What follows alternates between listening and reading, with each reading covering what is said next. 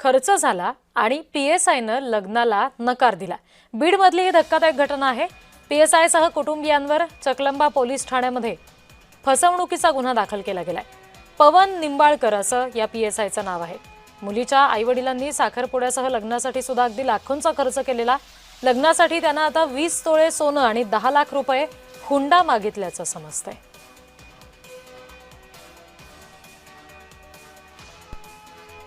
7-7 ग्रॅमच्या 2 अंगठ्या केलेल्या आहेत। हे साड्याचा बस्ता बांधलेला आहे, साड्या नाट्याचा। त्यानंतर बँड लावलेला आहे 50,000चा। त्यानंतर हे स्टीलचे भांडे घेतलेले आहेत 45 ते 50,000ची। त्यानंतर मुलीचे हे फर्निचर हे इथे बीडला घेतलेला आहे। एवढा असा मिळून खर्च 14 ते 15 लाखापर्यंत खर्च झालेला आहे। हे पत्रिका छापल्या। आणि इतका खर्च 1-1 रुपया जमा केलेला आहे, इतका खर्च झाला।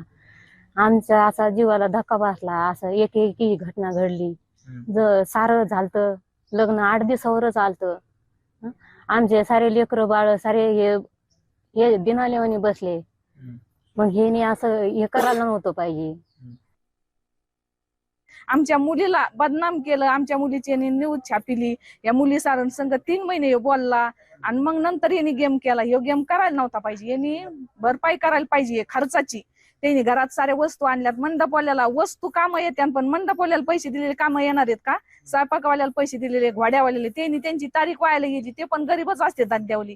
त्यांनी यांच्याकडून जास्त पैसे घेतले। पुन्हा की तुम्ही कसं काय नाही करत का? आम्ही पोलीस डिपार्टमेंट माझं कुणी वाकडं करू शकत नाही अशी मला सवय लागलेली।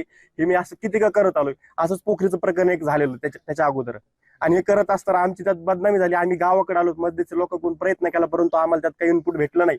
मग हे करत असताना आमच्या चुलत्यांनी जो 1-1 रुपया गोळा केलेला तो पूर्ण त्या लग्नासाठी लावला होता, तो पूर्ण आज आमचं कुटुंब उद्ध्वस्त झालेलं आहे, आमचं याच्यावर आलेलं आहे। आणि ह्या बाबतीत आम्हाला न्याय मिळावा आणि पोलीस प्रशासनाला एवढीच आमची मागणी आहे की याच्यावर लवकरात लवकर काहीतरी याच्यावर कारवाई करावी, त्यांना निलंबित करावं।